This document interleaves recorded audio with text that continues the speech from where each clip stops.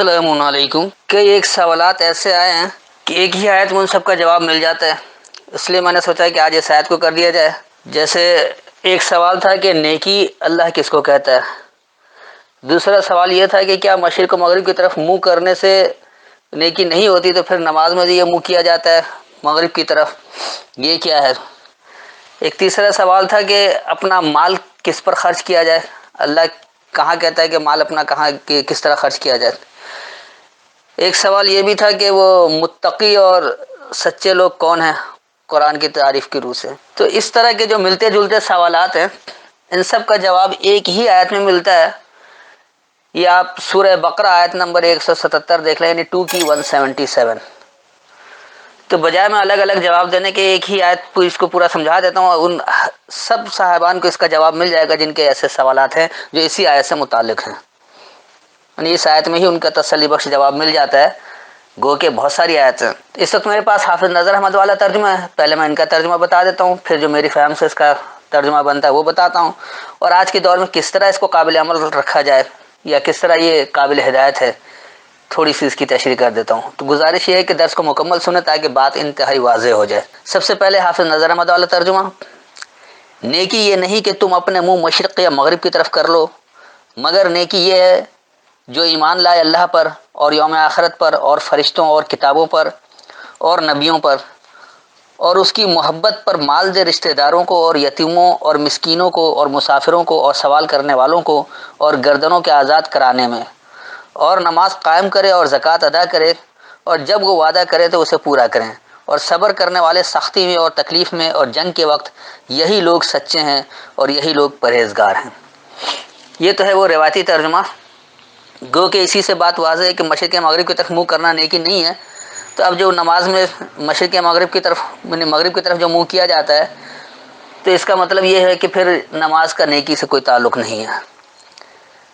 دوسری بات یہ کہ جو اسی ترجمہ ہے کہ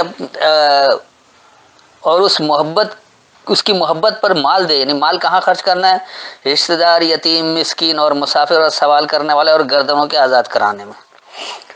پھر یہ کہہ رہے ہیں کہ نماز پڑھو اور زکوٰۃ ادا کرو، اور جب وعدہ کرو تو اسے پورا کرو. تو یہاں پھر یہ کہہ رہے ہیں کہ جو صبر کرنے والے سختی اور تکلیف میں اور جنگ کے وقت، تو یہی لوگ سچے ہیں اور یہی لوگ متقی ہیں. یعنی سچے اور متقی کون لوگ ہیں؟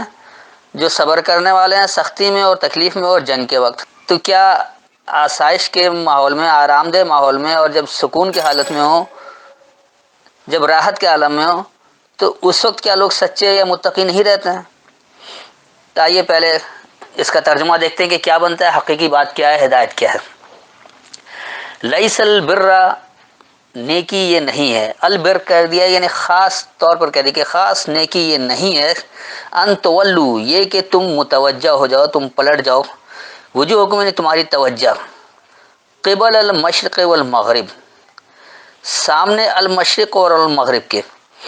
مشرق شرق سے ہے یعنی خاص عروج، اور مغرب غرب سے ہے یعنی خاص زوال. تو تمہاری توجہ خاص عروج اور خاص زوال کی طرف متوجہ نہیں ہو.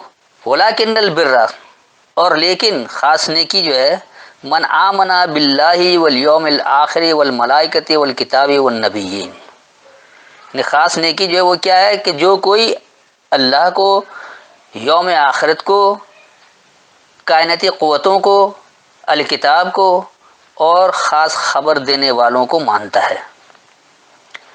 ان سب کے ساتھ ال لگا ہوا ہے، لہذا یہ خاص مخصوص ہے، ہر ایک ایسا نہیں ہوگا. پھر کہا جا رہا ہے وَآتَ الْمَالَ عَلَىٰ حُبِّهِ، اور دو اپنا مال. اب المال کر دینے خاص مال جسے آپ واقعی مال سمجھتے ہیں، اس کی محبت پر. کس کی محبت پر؟ اللہ کی محبت پر. ذوی القربہ، قرب کہتے ہیں قریب کو، القربہ یعنی خاص قریبی، اور ذوی کہا جاتا ہے قوت یعنی خاص قریبی قوت والوں کو. اب یہ خاص قریبی قوت جو ہے وہ ضرور نہیں کہ رشتہ دار ہو، آپ کا پڑوسی بھی ہو سکتا ہے، آپ کا دوست بھی ہو سکتا ہے، آپ کے ہم خیال لوگ بھی ہو سکتے ہیں. تو یہ بڑے وسیع معنوں میں ہے، اس کو محدود نہ کریں. اللہ کی بات بڑی لامحدود انداز میں ہے کہ جو بھی قریبی قوت والا ہے، اس کو صرف رشتہ دار کی حد تک محدود کر کے قابل عمل ہونے سے روک دیا گیا ہے۔ پھر ہے والیتامہ، یعنی خاص تنہا جو لوگ ہو جائیں، والمساکین، اور جو خاص ٹھہراؤ والے ہوں، خاص سکونت میں آ گئے ہوں، وابن السبیل، اور جو خاص بنیادی راستے والے ہیں، والسائلین وفی الرقاب، اور خاص سوال کرنے والے، یعنی وہ جو خاص نگہبانی میں آنا چاہتے ہیں، واقام الصلاۃ، اور اٹھو سبق کو، الصلاۃ یعنی خاص سبق کو، وآت الزکات، یعنی اس کو خاص طور پر فروغ دو، جو کچھ آپ کو سبق مل رہا ہے تو اس کو اپنے عمل سے فروغ بھی دینا ہے، والموفون بعہدہم، اور خاص طور پر مکمل کرو، وفا کرو اس عہدے کو، اس ذمہ داری کو، یہ وعدہ نہیں ہے، عہد ہے، عہدہ، اذا عاہدوا، جب عہدہ دیا جائے، جب تمہیں عہدہ ملے، والصابرین، اور خاص طور پر ثابت قدم رہنے والے، فی الباساء والضراء، یعنی خاص برائیوں میں اور خاص تکلیف میں۔ بیسا کا ترجمہ سب برائی کرتے ہیں، برا کرتے ہیں، تو باسا اسی کی جمع ہے، تو برائیاں کیوں نہیں کر رہا، اس کو سختی کیوں کر دے، کہیں سختی کہتے ہیں، کہیں جنگ کہتے ہیں، کہیں برائی کہتے ہیں، اس کا بنیادی مطلب ہی برائی ہے۔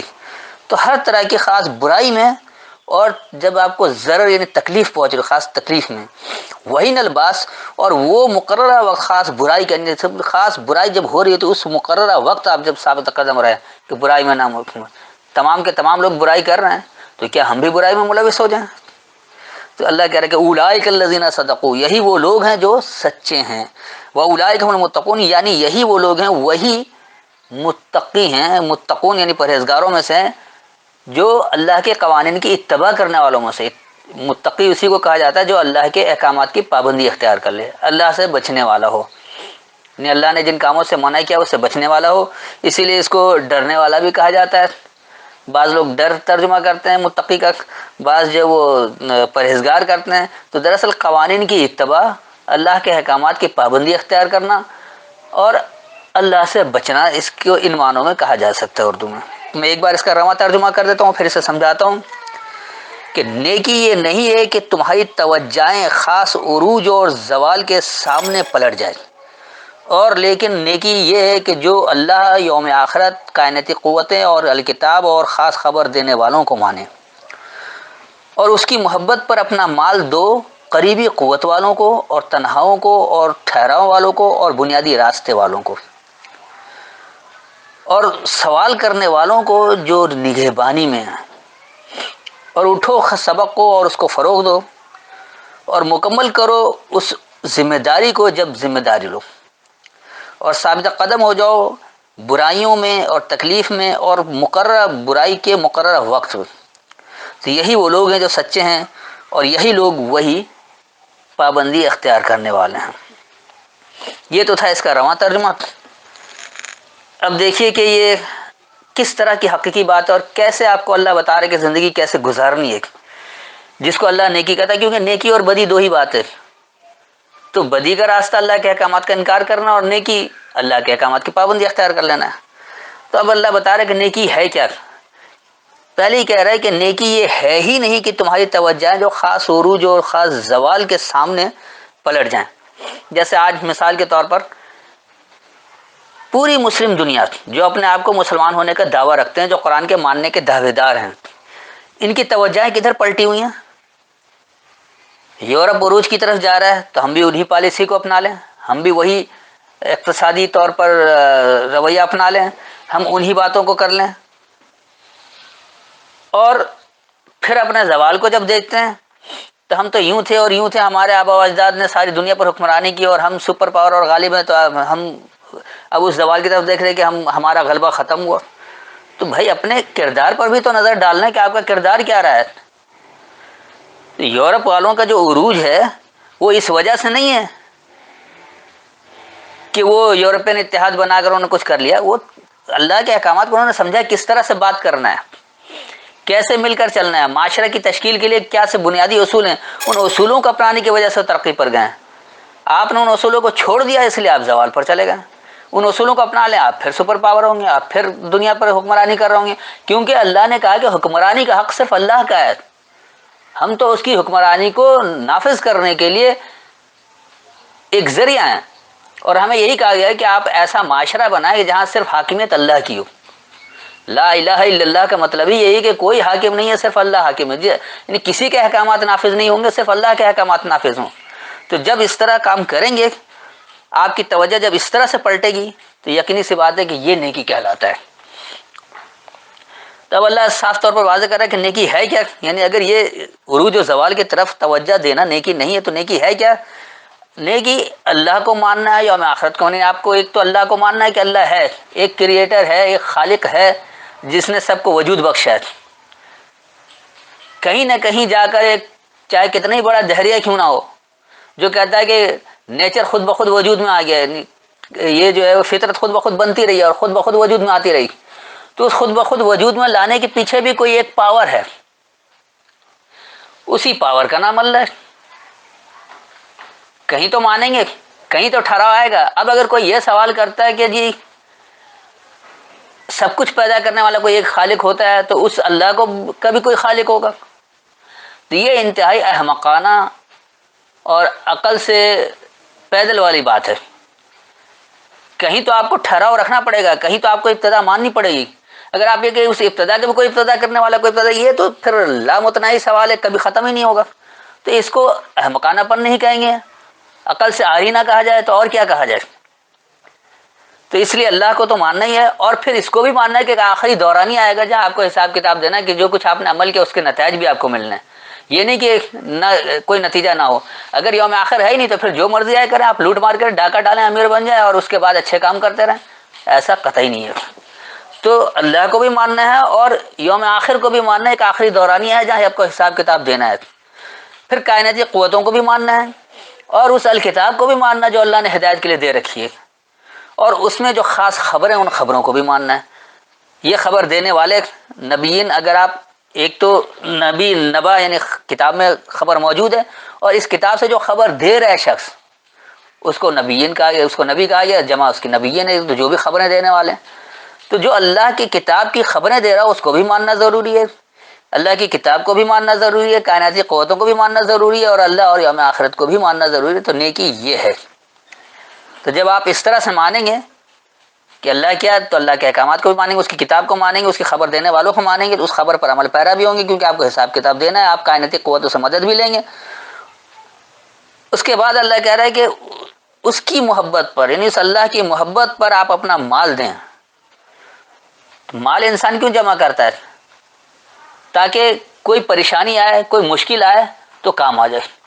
تو جب اللہ آپ کو ایک اخوت کے رشتے میں پرو دیتا ہے کہ سب بھائی چارگی والا ماحول بن جائے، کیونکہ اللہ جو وہ بانٹتا نہیں ہے، وہ فرق نہیں پیدا کرتا ہے، ایک ماخذ والا بناتا ہے، ایک امت بنا رہا ہے، تو اس میں اخوت کا رشتہ بھی دے رہے ہیں، بھائی چارگی کا احساس بھی دے رہا ہے۔ جب بھائی چارگی ہوتی ہے تو کیا ہوتا ہے کہ پھر آپ مال جمع نہیں کریں گے، جو بھی مال ہے اس کو آپ اس کی محبت پر کس کو دیں گے؟ سب سے پہلے قریبی قوت والوں کو۔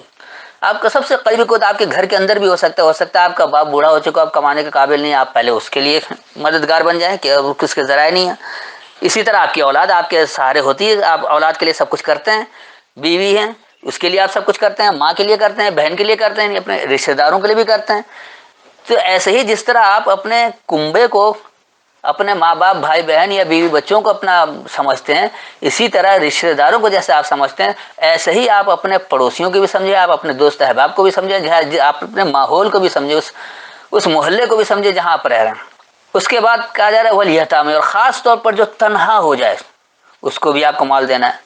پھر والمساکین، جو خاص ٹھہراؤ والے ہو گئے، یعنی سکونت میں آ گئے، ٹھہراؤ میں آ گئے۔ مثال کے طور پر آج کل حالات جس طرح سے خراب ہوئے ہیں کورونا کے بعد سے خاص طور پر، اور اب پاکستان کے جو خاص طور پر حالات ہیں ادھر نگراں حکومت کے آنے کے بعد سے جس تیزی سے مہنگائی بڑھی ہے، تو بہت سارے ایسے جو متوسط طبقے کے لوگ تھے ان کی نوکری چلی گئی۔ اسی طرح بہت سارے ایسے افراد ہیں جو روزانہ آمدنی کی بنیاد پر کرتے ہیں، آمدنی کم ہو گئی ہے اور اخراجات اس قدر بڑھ گئے مہنگائی کی وجہ سے کہ کنٹرول کرنا مشکل ہو رہا ہے، تو یہ لوگ ٹھہراؤ میں آ گئے ہیں۔ ایسے ٹھہراؤ والوں کو، اور پھر جو خاص بنیادی راستے والے، جب آپ بنیادی راستے پر آتے ہیں، خالص اللہ کا اقرار کرتے ہیں کہ ہم نے یہی ماننا ہے، جب آپ معاشرے سے ان کے شرکیہ عقائد رسم و رواج سے انکار کرتے ہیں تو اس کے ساتھ جو سلوک ہوتا ہے، معاشرتی بائیکاٹ ہوتا ہے، اس پر فتوی بازی ہوتی ہے، مختلف القابات دیے جاتے ہیں کہ جی یہ قادیانی ہو گیا، پرویزی ہو گیا یا فلاں ہو گیا یا فلاں ہو گیا، تو یہ سب کچھ لگا کر جو اس کو تنہا کیا جاتا ہے، تو ایسے بنیادی راستوں والوں کو آپ کو مال دینا ہے. یعنی خاص طور پر ایسے سوال کرنے والے جو نگہبانی مانا جاتا ہے. رقاب کا مطلب گردن نہیں ہے جو انہوں نے کر دیا گردنوں کے آزاد کرانے میں، بریکٹ میں آزاد کرانا ہے کہ آپ کسی نے قرض خواہ کر دیا کہ قرض دار کو رقاب کہا گیا. رقیب اللہ اپنے آپ کو خود کہتا ہے، اللہ سب سے بڑا نگہبانی کرنے والا ہے. تو رقب کا مطلب ہی نگہبانی ہے، اور وہ جو خاص نگہبانی میں آنے کے لیے سوالات کرتے ہیں. اب جو شخص کہتا ہے کہ ہاں ٹھیک ہے ہم اللہ کے ماننے والے، ہم اللہ کے احکامات پر مکمل پابندی اختیار کرنا چاہتے ہیں، ہم اللہ کے احکامات کو سمجھتے ہیں. اب جیسے ہی انہوں نے کہا کہ بھائی قرآن میں اللہ نے ہمیشہ سچ بولنے کو کہا ہے، انہوں نے جھوٹ بولنا ختم کیا. اب جن لوگوں کو اس کے سچ بولنے سے نقصانات ہو رہے ہیں وہ اس کے خلاف ہو جاتے ہیں. اسی طرح آپ جب معاشرے میں بڑے نمازی پرہیزگار بن کر رہتے ہیں اور جب آپ کو اللہ کے احکامات سامنے آتے ہیں تو پتہ لگتا ہے جی یہ نماز تو ہے ہی نہیں، یہ تو صلاۃ ہے. صلاۃ کچھ اور کہہ رہا ہے اور نماز آپ کو کچھ اور بنا رہی ہے. نماز تو آپ کو پوجا پاٹ میں لگا رہی ہے، بس سجدے کرتے رہو، اس کے بعد بےمانی کرو، چوری کرو، ڈاکہ ڈالو، ملاوٹ کرو، کچھ بھی کرو، کوئی جیسے پوچھنے والا ہی نہیں کہ آپ نماز پڑھ کے گناہ بخشوا رہے ہیں. ایسا ہی نہیں. جب وہ صلاۃ کو سمجھتا ہے اور اس روایتی نماز کا انکار کرتا ہے تو پھر معاشرے میں اس کے بائیکاٹ ہوتا ہے کہ دیکھو ہو یہ کیا بن گیا، اس نے نماز کا انکار کر دیا. تو بھائی بات یہ ہے کہ آپ اللہ کے احکامات کو سمجھیں تو صحیح، آپ قرآن سے نماز ثابت کر دیں. یہ میں مثال کے طور پر بتا رہا ہوں. اسی طرح ہر عمل ہے، صرف نماز ہی نہیں، روزہ، حج، زکوٰۃ اور جو کچھ عبادت کے نام پر دیا گیا ہے سارا ایک بھونڈا مذاق ہے جو انسان کو، معاشرے کو تباہ کرنے والی چیزیں ہیں. تو جو لوگ خاص نگہبانی میں آنے کا سوال کرتے ہیں ان کے ساتھ بھی یہ زیادتی ہوتی ہے، ان کا بھی معاشرتی بائیکاٹ ہوتا ہے. تو پھر ایسے لوگوں کو آپ کو مددگار بننا ہے تاکہ وہ اچھی طرح ڈٹ کر مقابلہ کر سکیں. اس کے بعد پھر اللہ اس کی وضاحت بھی کرتا ہے کہ یعنی جو لوگ سبق کو اٹھتے ہیں اور اس کو اپنے عمل سے فروغ دیتے ہیں، تو صرف سبق لینا ہی کام نہیں، صلاۃ کا قائم کرنا ہی نہیں ہے بلکہ اس کو اپنے عمل سے فروغ بھی دینا ہے. اگر آپ عمل سے فروغ نہیں دیتے تو آپ کی ایسی صلاۃ بیکار ہے. آپ نے روایتی نماز کا تو انکار کر دیا کہ یہ قرآن میں نہیں ہے. صلاۃ کیا ہے آپ نے وہ نہیں سمجھا. اگر آپ نے صلاۃ سمجھ کر بھی آپ نے صلاۃ پر عمل نہیں کیا، آپ اٹھ ہی نہیں رہے صلاۃ کو، تو آپ کا بھی ماننا نہ ماننا بیکار ہے، آپ بھی مشرکوں کے صف میں شامل ہیں. تو سبق کو اٹھنا بھی ہے، سبق کے لیے اٹھنا بھی ہے اور اس کو اپنے عمل سے فروغ بھی دینا ہے. جو کچھ اب آپ کو سبق مل رہا ہے اس کو اپنے عمل سے فروغ بھی دینا ہے. اس کے بعد اللہ کہہ رہے کہ جب تمہیں کوئی عہدہ ملتا ہے تو اس عہدے کو بھی مکمل کرو. آپ اس کو معاشرے میں دیکھ لیں کہ ہر ایک کسی نہ کسی عہدے پر فائز ہے. آپ اپنے گھر سے لے لیں تو اگر آپ اپنے گھر کے ذمہ داری کے عہدے پر فائز ہیں، کوئی ایک تو ذمہ دار بنتا ہے گھر کو چلانے والا، گھر کا بڑا سربراہ، تو وہ عہدے دار ہو جاتا ہے. اس عہدے کو وہ مکمل وفا کرے، کسی کے ساتھ زیادتی نہ ہونے دے. ایسے ہی آپ آگے بڑھیں تو اب معاشرے میں کونسلر ہے، محلے ادارے کی سطح پر کونسلر وغیرہ آ جاتے ہیں، بلدیاتی جو مسائل آتے ہیں بلدیاتی معیار، تو وہ پھر اس کی ذمہ داری ہوتی ہے کہ وہ شہر کو، اس بلدیے کو دیکھے کہ وہاں کیا کیا ضرورت ہے، اس کو مکمل کرے، بجائے اس کے کہ جہاں سے اسے رشوت مل رہی ہے ادھر کام کر رہا ہے، جہاں رشوت نہیں مل رہی اس کو کچھ نہیں کرے، یا میرے آدمی ہے تو ادھر تو کام ہوگا، یہ میرا مخالف ہے یہاں کام نہیں ہوگا. جس طرح سے ہمارے یہاں سیاسی پارٹیاں کرتی ہیں کہ یہ میرا علاقہ نہیں، یہاں پانی بند کر دو، یہ میرا علاقہ نہیں، یہاں بجلی بند کر دو، یہ میرا علاقہ نہیں ہے، اس کی سڑکیں تباہ کر دو، اس کا سیوریج سسٹم ختم کر دو، گٹر بہہ رہا ہے، نالیاں بہہ رہی ہیں، سڑکیں گندی ہو رہی ہیں، ٹوٹ پھوٹ کا شکار ہے، کوئی خیال ہی نہیں کیونکہ یہاں میرا ووٹر نہیں ہے. تو یہ جو کچھ ہے یہ آپ اس ذمہ داری کو، اس عہدے کو مکمل نہیں کر رہے ہیں. عہدہ آپ کو مکمل کرنا ہے چاہے وہاں آپ کا مخالف ہو یا آپ کا حمایتی ہو. آپ کو جو عہدہ ملا وہ علاقے کے لحاظ سے ملا، لہٰذا اس پورے علاقے کو آپ کو دیکھنا ہے. ایسے ہی آپ بڑے اس پر آ جائیں، ملک کا سربراہ، صوبے کا سربراہ، تو جتنے بڑا عہدہ ہے اتنی ہی ذمہ داریاں بڑھ جاتی ہیں اور اس ذمہ داری کو آپ کو مکمل کرنا ہے. پھر اس کے بعد خاص برائیوں میں اور خاص تکلیف میں اور وہ مقررہ وقت جب برائی ہو رہی ہوتی ہے وہاں پر ثابت قدم رہنے والے ہیں. یعنی پورا معاشرہ برائی میں ملوث ہے، وہاں اگر آپ پہنچتے ہیں تو آپ بھی اس برائی میں ملوث نہیں ہوں گے. آپ کو وہاں پر ثابت قدم رہنا ہے، ڈٹ جانا ہے کہ جو کچھ میں نے کہا ہے، جو میں نے سمجھا ہے، جو اللہ کے احکامات ہیں، کیونکہ میں اللہ کا پابند ہوں، لوگوں کا پابند نہیں ہوں، میں اللہ کا پابند ہوں، میں کسی غیر اللہ کے احکامات کا پابند نہیں ہوں. وہاں ثابت قدم ہو جائے، وہاں ڈٹ جائے، تو اس سے کوئی تکلیف ملے یا کوئی برائی ملے اس پر وہ ثابت قدم رہے گا، ڈٹا رہے گا. تو دراصل ایسے ہی لوگ جو ہیں وہ سچے ہیں، یعنی جو خاص برائی کے وقت بھی ڈٹے رہیں کہ ہم اس میں ملوث نہیں ہوں گے، چاہے انہیں تکلیف پہنچے، چاہے انہیں نقصانات دیا جائے، مال سے، جان سے، زمین سے کسی طرح سے بھی کوئی بھی نقصان دیا جائے، ان کے ساتھ کوئی برائی کی جائے، لیکن وہ ثابت قدم رہتے ہیں کہ نہیں، یہ اللہ کا حکم یہی ہے، میں تو اللہ کا پابند ہوں، غیر اللہ کے احکامات کا پابند نہیں ہوں۔ تو ایسے ہی لوگ سچے ہیں، اور یہی لوگ ہیں جو اللہ کے احکامات کی پابندی اختیار کرنے والے ہیں، یہی لوگ متقی ہیں، یہی لوگ ہیں جو اللہ کے احکامات کے پابند ہیں، یہی لوگ اللہ سے بچنے والے ہیں، یہی لوگ اللہ سے ڈرنے والے ہیں۔ تو میرے خیال میں اتنی وضاحت کافی ہے، پھر بھی کوئی تشنگی رہ گئی جو تو بعد میں پوچھ سکتے ہیں۔ السلام علیکم۔